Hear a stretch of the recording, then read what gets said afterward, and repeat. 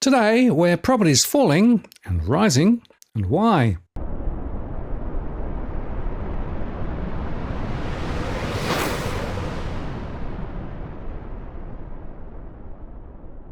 Hi again, it's Martin North from Digital Finance Analytics. Well, this post covering finance and property news.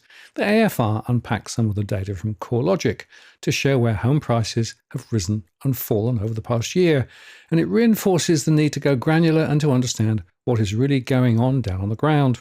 They highlighted that wealthy inner-city suburbs in Sydney and Melbourne have recorded the biggest residential property price falls over the last 12 months, at the same time as values in some more affordable areas rose. A long period of high interest rates has put significant pressure on prices in wealthier areas, with some investors forced to sell, adding to stock on the market, even as prospective buyers become more reluctant about taking out a large mortgage, coupled with a fear of buying in at current heady levels. We already know that the gap between average prices and affordability has widened substantially, and it is unlikely things will turn around anytime soon, and rate cuts are far from certain, at least in the short term. As I discussed in an earlier post, overall CoreLogic reported a fall of 0.1% for December. That's the first time in nearly 2 years that a fall has been recorded, but there were significantly bigger falls in Sydney and Melbourne, thanks to affordability issues and stubbornly high interest rates. The RBA, of course, holds the cash rate at 4.35%, and a prospective cut keeps getting kicked out because inflation remains sticky. So the AFR showed that there were big price falls for houses in Sydney's east, north and inner west. In Rod Point, a small harbour front suburb in the inner west, house prices fell 8.9% to around $3.07 million over the past 12 months. They fell 8.2% to $3.02 million in North Manly and 8% in Waverley, a suburb in the eastern suburbs, to a median value of $3.61 million as at December 31st. Apartments in Huntleys Cove, a harbourfront suburb, led a clutch of northern suburbs for the biggest decline in unit prices, falling 9% to $1.34 million. And there were also falls of around 8% in the price of units at Kirribilli and Carraba Point, both northern harbourside suburbs.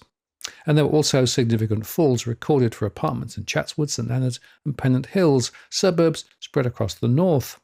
Many of the units in the area had traditionally been held by investors who have actually begun to sell as interest rates rose. For suburbs like Chatswood, there are many new buildings that are sold to overseas buyers, but the Chinese economy is not doing great either, so they're not spending as much as they used to. This has created a situation where over the past few years, so many new builds have been built in St Leonards and Chatswood and come into the market when the demand just cannot catch up with supply, according to an agent from Ray White. In Melbourne, it was similarly expensive suburbs, including South Yarra, Chelsea and Windsor, that recorded the biggest fall in house prices. The biggest fall in house prices was actually in Flinders, a town on the Mornington Peninsula, where the median value slipped 12% to $2.18 million. Tim Lawless at CoreLogic said there was a clear trend across almost every capital where markets with lower housing prices have been more resilient to falls or growth, and they've outperformed relative to the middle and upper quartile of the market. The top end of the Melbourne housing market was the first to move in a downturn, while more affordable housing markets benefited from some resistance in demand as buyers sought out properties with lower price points amid high interest rates and serviceability challenges, he said. The Mornington Peninsula, where holiday homes are more common, was also a market that seemed to be hit harder by land tax changes. In fact, the Victorian government reduced the threshold for land tax payments on investment properties from the start of last year, a measure that is expected will raise around $4.74 billion in revenue over 4 years. But by contrast, house and unit prices soared in southwestern Sydney, where the median value is now around $1 million. House prices rose 20.6% at Bonnyrigg and 17.9% at nearby Cabramatta over 12 months. And interestingly, these areas include some households who are now being forced to sell because mortgage affordability is frankly bust. In Melbourne, houses in Essendon West and Narre Warren rose more than 4%, while units in West Meadows and Sydenham rose more than 5%.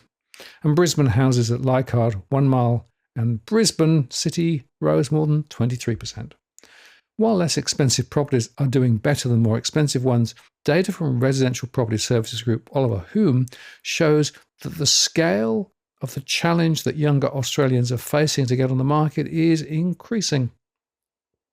In Sydney, a typical house and land package has risen about 37% to more than $1 million, but the borrowing capacity of a typical young couple has also fallen by about 24% to around $676,000. And over the past 6 years, the cost of an average house and land package in Melbourne's north jumped 39% to $751,000, but the borrowing capacity of a typical dual income household has fallen 24% to around $522,000. In fact, Jonathan Mott, a banking analyst from Barrenjoey, said that there is evidence that credit is now a luxury good restricted to only the wealthiest households. Data provided by Westpac in the bank's full year results tells the story. Back in 2018, just 6 years ago, households earning under $125,000 received 50% of owner-occupied mortgage credit, while households earning over $200,000 received about 23%. But now those numbers look very different. The cohort earning under $125,000 received only 12% of owner-occupied loans, while those households earning over $200,000 received over 60%. More than that, households earning over $500,000, that is the top 1% to 2% of households in Australia, now receive more owner-occupied credit than the bottom 55%. And of course, in recent years, incomes have hardly moved at all. The change over the last 6 years is dramatic. As Mott says, a young household can no longer afford a house and land package unless they previously owned a home and have accumulated housing equity or received money from family members via the bank of mum and dad. This explains the pressure on APRA to reduce the loan buffers on mortgage lending for first-time buyers. But already we see significant pressure on these households with the current settings, so simply providing more credit is not the answer. And in fact, APRA recently warned about pressure on households because of high debt. Actually, all the evidence shows prices merely expand to take account of extra credit availability. In fact, for 20 years or so, I've been arguing that the supply of credit has been driving prices higher as banks ease lending restrictions from 3 times income to 6 times or more, and the financial sector was more broadly deregulated. So structurally, we absolutely need to see property prices taking a breather for some time to allow incomes to catch up. Plus, dialing back migration and looking again at the tax breaks that property investors get should be on the table. Sure, we do need to build more dwellings, but the current rush for higher density housing is fraught with difficulties from poor quality construction to problems with high density living, thanks to things like traffic congestion and access to services. Thus, as never before, it's important to go granular to understand what's really happening and also avoid simplistic fixes which are possibly politically popular. Fixing housing affordability will take a generation and will require some degree of price correction. Generally, standalone houses will do better than units in this environment, but again, it's important to study the local area and avoid generalizations. Finally, perhaps it's time to move away from the fixation on rising property prices and regard a home as a place of shelter, not a financial investment. That may not be a popular view, but to me, it has great merit. Though the question is, can the genie be put back in the financialization bottle? Well, not unless politicians change tack. Now, if you're buying your home in Sydney's contentious market, you don't need to stand alone. This is the time you need to have Edwin Almeida from Ribbon Property Consultants standing alongside you. Buying a property is both challenging and adversarial. The vendor has a professional on their side. Emotions run high, price discovery and price transparency are hard to find, and then there's the wasted time and financial investments that you make. Edwin understands your needs, so why not engage a licensed professional to stand alongside you? With RPC, you know you have experience, knowledge, and master negotiators looking after your best interests. So shoot Ribbon an email at info@ribbonproperty.com.au, and if you use the promo code DFAWTW/Martin, you can get a 10% discount offer. I'm Martin North from Digital Finance Analytics. Many thanks for watching, and I'll see you again next time.